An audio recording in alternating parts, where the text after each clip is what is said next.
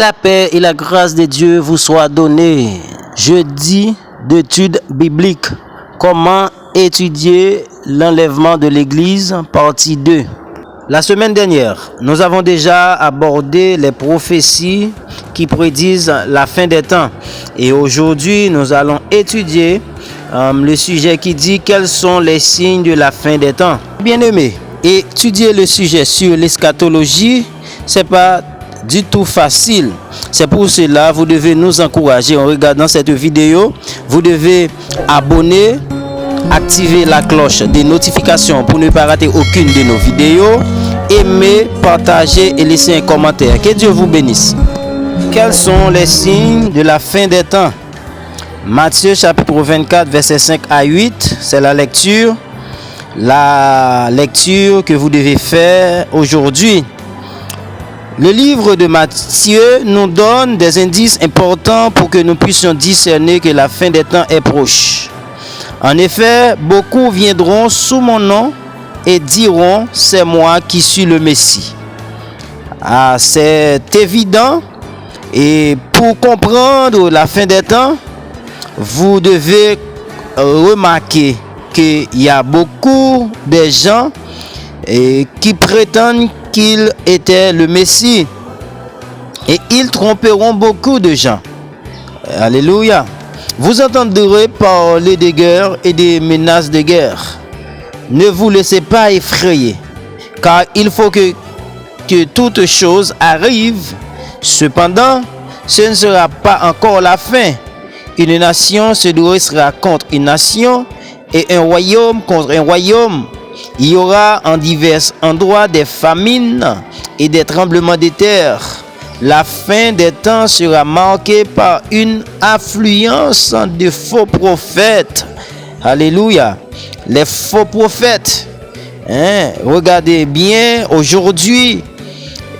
Des gens qui disent et prophétisent n'importe quoi, disant qu'ils sont des prophètes de Dieu, mais pourtant ils mentent. La fin des temps sera marquée par une affluence des faux prophètes, des guerres, des famines, d'épidémies et des catastrophes naturelles. Alléluia. Ces signes vous disent que oui, la fin des temps est proche. Ce passage nous avertit cependant de ne pas nous laisser égarer, ne pas nous laisser effrayer. Alléluia.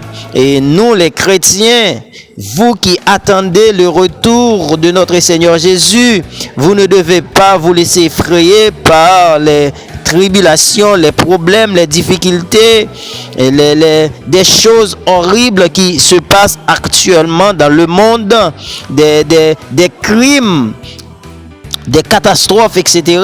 Il faut que ces choses arrivent. Et ce passage nous a bien averti que ce ne sera pas encore la fin, car ces événements ne sont que les prémices. Notez bien cela. Ces événements ne sont que les prémices des douleurs de l'enfantement et que ce ne sera pas encore la fin. Dans les commentaires, écrivez les signes marquant la fin des temps. La réponse: certaines personnes interprètent chaque tremblement de terre, chaque trouble politique et chaque attaque lancée à l'encontre d'Israël comme un signe que la fin des temps arrive à grands pas. Si ces événements signalent peut-être la fin des temps approche, ils n'indiquent pas nécessairement qu'elle est arrivée. Oui, il y a des signes qui disent que la fin des temps est proche, mais cela ne veut pas dire que la fin des temps est déjà arrivée. C'est cela qu'il faut comprendre. Oui, les signes nous annoncent, c'est pour cela les théologiens disent des signes annonciateurs. Ces signes annoncent quelque chose d'important qui va arriver. Ok, c'est vrai, les attaques contre Israël, et les troubles politiques, les tremblements de terre, les crimes, la famine, oui, la fin des temps arrive à grands pas. Mais cela n'a pas encore été fait.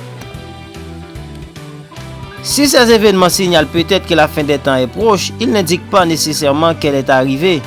L'apôtre Paul nous a averti que les fausses doctrines se multiplieront pendant les temps de la fin.